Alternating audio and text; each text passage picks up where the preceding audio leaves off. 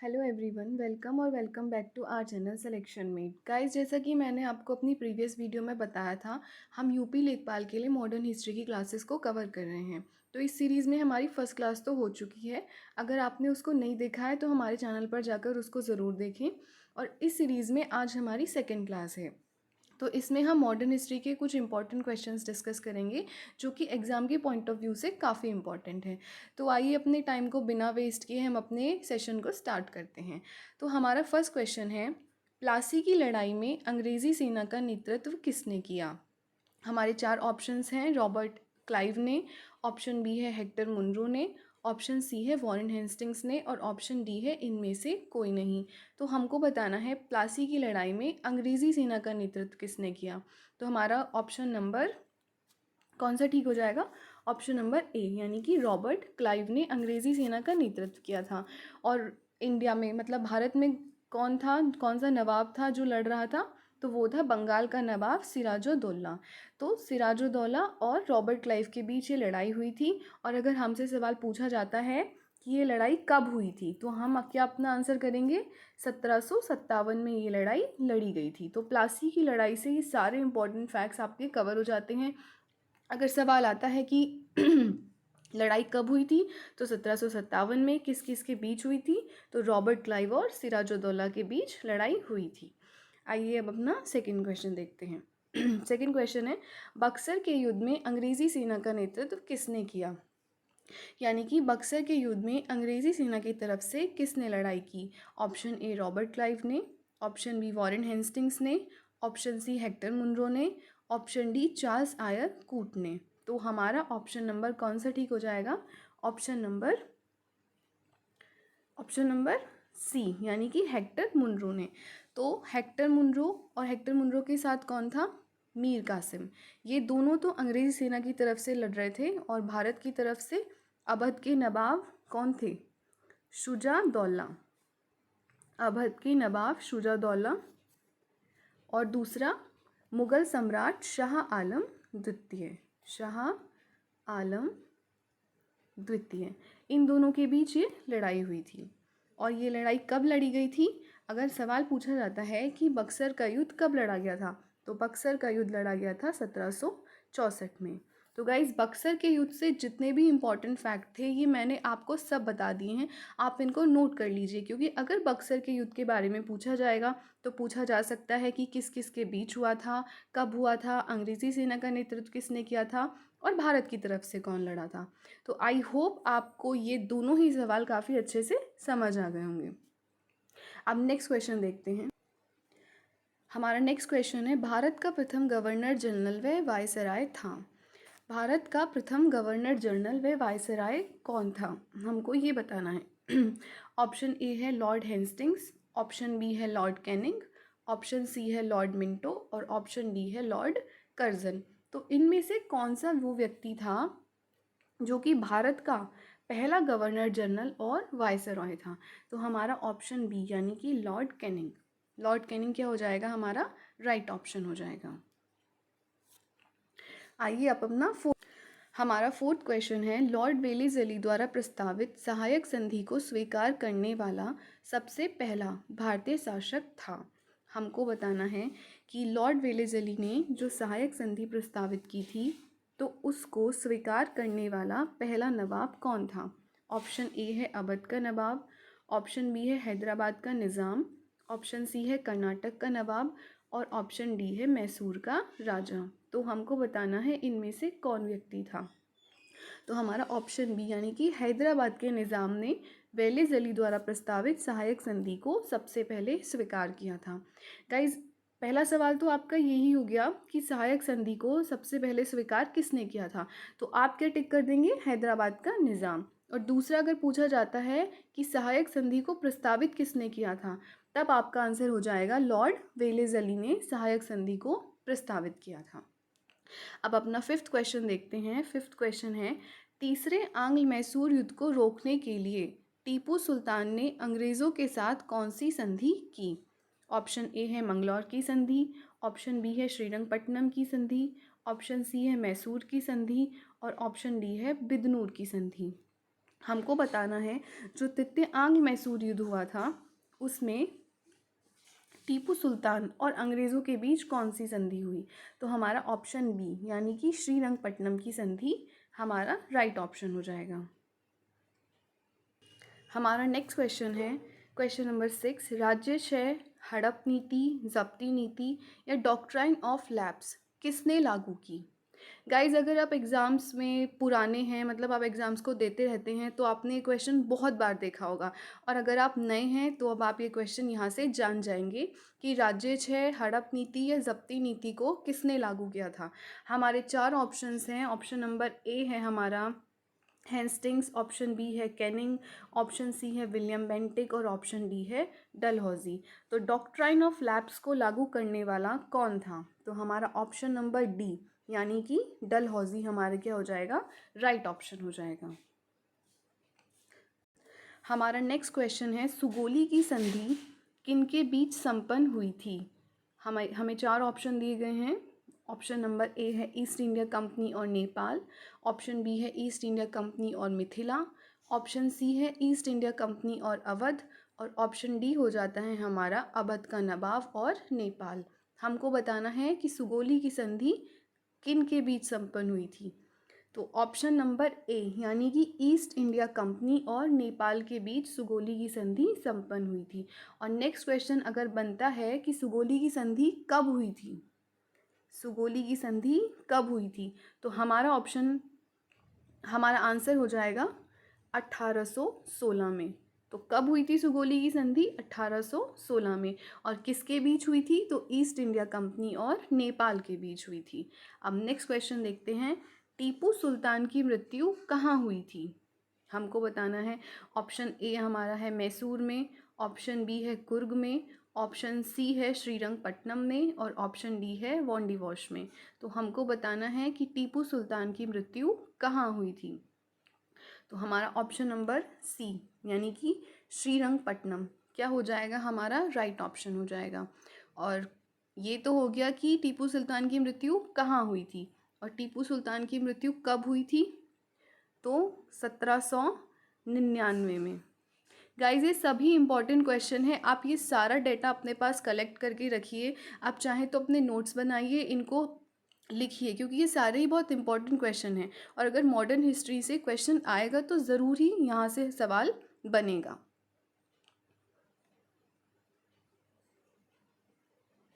अब next question है हमारा, हड़प नीति के अंतर्गत कौन से राज्य कब्जे में किए गए। ऑप्शन ए झांसी, नागपुर व त्रावणकोर, ऑप्शन सी झांसी, नागपुर व सतारा, ऑप्शन सी झांसी, सतारा व मैसूर और ऑप्शन डी मैसूर, सतारा व भावनगर। तो हमको बताना है कि वो कौन से राज्य थे जो हड़प नीति के अंतर्गत कब्जे में लिए गए थे।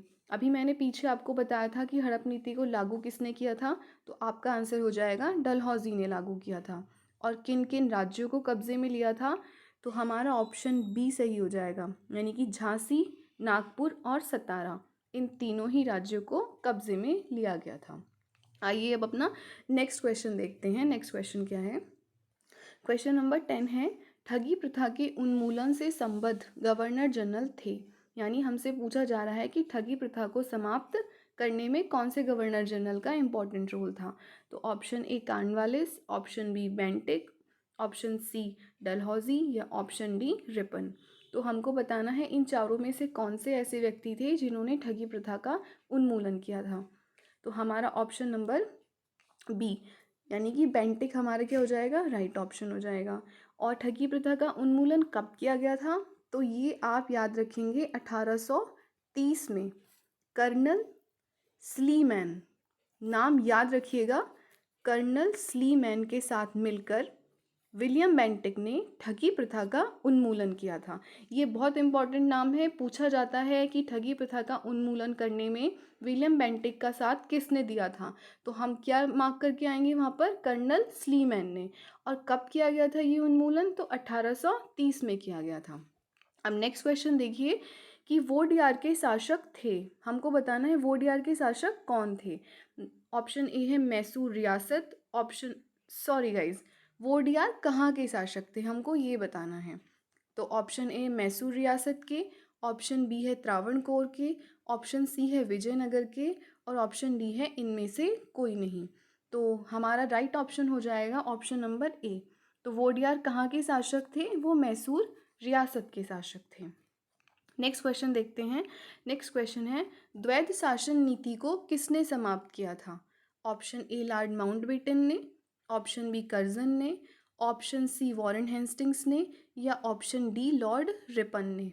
तो हमारा राइट ऑप्शन क्या हो जाएगा? वॉरेन हेस्टिंग्स ने क्या किया था? वॉरेन हेस्टिंग्स ने द्वैध शासन नीति को समाप्त किया था। नेक्स्ट क्वेश्चन देखते हैं। क्वेश्चन नंबर 13 है हमारा, अंग्रेज़ों का सर्वाधिक विरोध किसने किया था? ऑप्शन ए राजपूतों ने, ऑप्शन बी मुगलों ने, ऑप्शन सी सिखों ने या ऑप्शन डी मराठाओं ने। तो हमारा राइट ऑप्शन हो जाएगा मराठाओं ने अंग्रेज़ों का सर्वाधिक विरोध किया था। अब नेक्स्ट 14 क्वेश्चन देखिए, भारत में आधुनिक शिक्षा प्रणाली की नींव किससे पड़ी? ऑप्शन ए 1813 के चार्टर अधिनियम से, ऑप्शन बी 1835 के मेकाले एक्ट से, ऑप्शन सी 1882 के हंटर आयोग से या ऑप्शन डी 1854 के वुड डिस्पैच से। हमारा ऑप्शन नंबर बी सही हो जाएगा। 1835 के मेकाले एक्ट से भारत में आधुनिक शिक्षा की नींव पड़ी। तो राइट ऑप्शन क्या हो जाता है हमारा? ऑप्शन बी 1835 का मेकाले एक्ट। अब नेक्स्ट 15 क्वेश्चन देखिए, प्रशासनिक अव्यवस्था के आधार पर डलहौजी ने किस राज्य को अंग्रेजी राज्य के शासन में मिलाया था? एक बार क्वेश्चन को दोबारा पढ़ लेते हैं। प्रशासनिक अव्यवस्था के आधार पर डलहौजी ने किस राज्य को शासन में मिलाया था? ऑप्शन ए अवध को, ऑप्शन बी उड़ीसा को, ऑप्शन सी बर्मा को या ऑप्शन डी संयुक्त प्रांत को। तो किसको मिलाया था? ऑप्शन हमारा कौन सा ठीक हो जाएगा? अवध को। डलहौजी ने क्या किया था? अवध के शासन पे अव्यवस्था का आरोप लगाया था कि वहाँ पर जो राजकीय कामकाज है वो ठीक से नहीं किया जा रहा है, और ये कहकर अवध को उसने अंग्रेजी शासन में मिला लिया था। नेक्स्ट क्वेश्चन देखते हैं। नेक्स्ट है हमारा 16 क्वेश्चन, ईस्ट इंडिया कंपनी के नेतृत्व में रॉबर्ट क्लाइव का उत्तराधिकारी निम्नलिखित में से कौन था? Option A Bentinck, option B Cornwallis, option C Hastings या ऑप्शन डी वेलेजली। तो हमको बताना है इन चारों में से कौन रॉबर्ट क्लाइव का उत्तराधिकारी हुआ था। तो हमारा ऑप्शन नंबर सी ठीक ऑप्शन हो जाएगा, यानी कि हेस्टिंग्स जो बने थे वो रॉबर्ट क्लाइव के उत्तराधिकारी बने थे। अब नेक्स्ट क्वेश्चन देखते हैं, ईस्ट इंडिया कंपनी और नेपाल के नवाब के बीच प्लासी का युद्ध हुआ, उस समय मुगल सम्राट कौन था? Option A Ahmad Shah, option B Azizuddin Alamgir द्वितीय, ऑप्शन सी मोहम्मद शाह या ऑप्शन डी शाह आलम द्वितीय। तो हमको बताना है ईस्ट इंडिया कंपनी और बंगाल के नवाब के बीच जब प्लासी का युद्ध हुआ था उस समय मुगल सम्राट कौन थे। गाइस अभी मैंने आपको पीछे बताया था कि प्लासी का युद्ध कब हुआ था। कब हुआ था प्लासी का युद्ध? 1757 में हुआ था। किस किस के बीच हुआ था? बंगाल के नवाब सिराजुद्दौला और ईस्ट इंडिया कंपनी यानी कि रॉबर्ट क्लाइव के बीच। तो उस समय अब हमसे पूछा जा रहा है कि मुगल सम्राट कौन थे। तो मुगल सम्राट कौन हो जाएंगे? अजीज़ुद्दीन आलमगीर द्वितीय उस टाइम पे मुगल सम्राट हो जाएंगे। अब नेक्स्ट क्वेश्चन देखते हैं। नेक्स्ट क्वेश्चन क्या कहता है, बक्सर के युद्ध के समय दिल्ली का शासक कौन था? अभी मैंने आपको पीछे बताया था बक्सर का युद्ध कब हुआ था, तो आप आंसर करेंगे बक्सर का युद्ध हुआ था 1764 में। और हमसे पूछा जा रहा है कि उस समय दिल्ली का शासक कौन था। Option A Aurangzeb, option B Shah Alam first, option C Bahadur Shah Zafar, option D Shah Alam द्वितीय। तो हमारा राइट ऑप्शन हो जाएगा शाह आलम द्वितीय उस टाइम पर दिल्ली के शासक थे। हमारा नेक्स्ट क्वेश्चन है, सुरक्षा प्रकोष्ठ नीति संबंधित है, यानी कि रिंग फेंस पॉलिसी किसने लागू की थी, किससे संबंधित है? ऑप्शन ए है वॉरेन हेस्टिंग्स, ऑप्शन बी है लॉर्ड डलहौजी, ऑप्शन सी है हेनरी लॉरेंस और ऑप्शन डी है लॉर्ड हेस्टिंग्स। तो हमारा राइट ऑप्शन हो जाएगा हमारा राइट ऑप्शन क्या बनेगा इसमें? हमारा राइट ऑप्शन बनेगा ऑप्शन नंबर ए, यानी कि वॉरेन हेस्टिंग्स ने रिंग फेंस पॉलिसी को लागू किया था। अब नेक्स्ट क्वेश्चन देखिए, इलाहाबाद की संधि के बाद रॉबर्ट क्लाइव ने मुर्शिदाबाद का उपदीवान बनाया था। हमको बताना है जो इलाहाबाद की संधि कब हुई, हमारी 1765 में। तो इसके बाद रॉबर्ट क्लाइव ने मुर्शिदाबाद का उपदीवान किसको बनाया? Option A Mohammad Raza Khan, option B Raja Shitab Roy, option C Raja Durlabh, या ऑप्शन डी सैयद गुलाम हुसैन। तो इसमें हमारा राइट ऑप्शन हो जाएगा ऑप्शन ए, यानी कि मोहम्मद रज़ा खान को इलाहाबाद की संधि के बाद रॉबर्ट क्लाइव ने कहाँ का उपदीवान बनाया? मुर्शिदाबाद का उपदीवान बनाया। गाइस, क्वेश्चन को किसी भी तरह से घुमाकर पूछा जा सकता है, ज़रूरी नहीं वो आपसे उपदीवान पूछ सकता है इलाहाबाद की संधि के बारे में बताओ, या इलाहाबाद की संधि कब हुई और कहाँ का दीवान बनाया गया। तो इसलिए आप अच्छे से हर एक क्वेश्चन को देखिए, आपको इसमें सफिशिएंट डाटा मिल जाएगा जो कि आपके एग्ज़ाम के पॉइंट ऑफ व्यू से काफ़ी इंपॉर्टेंट है। आप चाहें तो अपने हैंड रिटन नोट्स बनाइए, अपने नोट्स काफ़ी इंपॉर्टेंट होते हैं किसी भी एग्ज़ाम की प्रिपरेशन अच्छे से करने के लिए। तो आइए अब हम अपने नेक्स्ट क्वेश्चन को देखते हैं। हमारा नेक्स्ट क्वेश्चन है, 1 नवंबर 1858 को महारानी विक्टोरिया का घोषणा पत्र इलाहाबाद में पढ़कर सुनाया था। हमको बताना है 1 नवंबर 1858 को महारानी विक्टोरिया का घोषणा पत्र इलाहाबाद में पढ़कर किसने सुनाया? ऑप्शन ए बेंटिक ने, ऑप्शन बी कैनिंग ने, ऑप्शन सी लॉर्ड बर्नहम ने, या option D Sir Harcourt Butler ने। तो हमारा इसमें ऑप्शन नंबर बी जो है राइट ऑप्शन हो जाएगा, यानी कि कैनिंग ने। एक मिनट गाइज, कैनिंग ने क्या किया था? इलाहाबाद में घोषणा पत्र पढ़ के सुनाया था। आइए अब अपना हम नेक्स्ट क्वेश्चन देखते हैं। ब्रिटिश जनरल जिसने हैदर अली को पोर्टो नोवा के युद्ध में हराया।